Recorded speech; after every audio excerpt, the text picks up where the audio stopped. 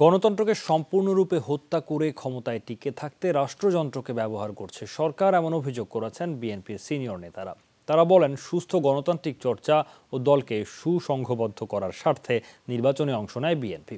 আর সেই নির্বাচনে নৈতিক জয় হয়েছে বিএনপিরই। দলের প্রতিষ্ঠাতা জিয়াউর রহমানের ৮৩তম জন্মবার্ষিকীর আলোচনা সভায় এসব কথা বলেন তারা।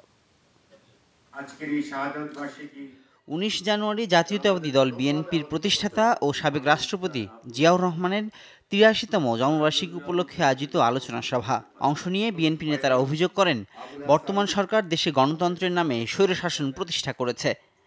৮০ ভাগ জনগণ এইবার আওয়ামী লীগের বিদায় চেয়েছে এবং বিকল্প হিসাবে বিএনপিকে ক্ষমতায় নিতে চেয়েছে। গোয়েন্দা সংস্থা থেকে শুরু করে সব কিছুতে তা পরিষ্কার ছিল। সেই জন্যই তারা জনগণের ভোটের কাছে যেতে চায় না, জনগণের ভোটের পর্যন্ত যাওয়ার সাহস পায় নাই। বিগত ডিসেম্বর মাসে নির্বাচনের নামে বাংলাদেশে যে প্রহসন হয়েছে, শুধু সেই প্রহসন নয়, যে সন্ত্রাস হয়েছে, যে সরকারি প্রশাসন যন্ত্রকে ব্যবহার করে এদেশের গণতন্ত্রকে যেভাবে ভেঙে গুড়িয়ে চুরমার করে দেওয়া হয়েছিল, তার কিছু নমুনা কিন্তু আজকের নতুন প্রজন্ম পেয়েছে। নেতারা বলেন, সুস্থ রাজনৈতিক চর্চা ও দলকে সংঘবদ্ধ করতেই নির্বাচনে অংশ নিয়েছিল বিএনপি।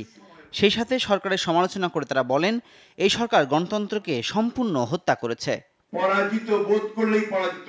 আজকে পরাজিত হয়েছে আওয়ামী লীগ, সম্পূর্ণভাবে পরাজিত হয়েছে।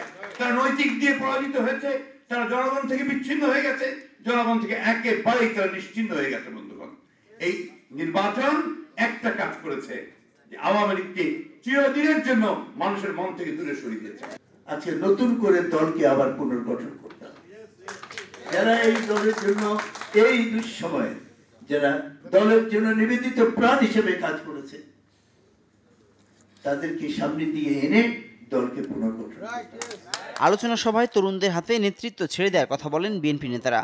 সেই সাথে জিয়াউর রহমানের আদর্শ হৃদয়ে ধারণ করতে নেতাকর্মীদের প্রতি আহ্বান জানানো হয়। আনিস রহমান, যমুনা নিউজ, ঢাকা।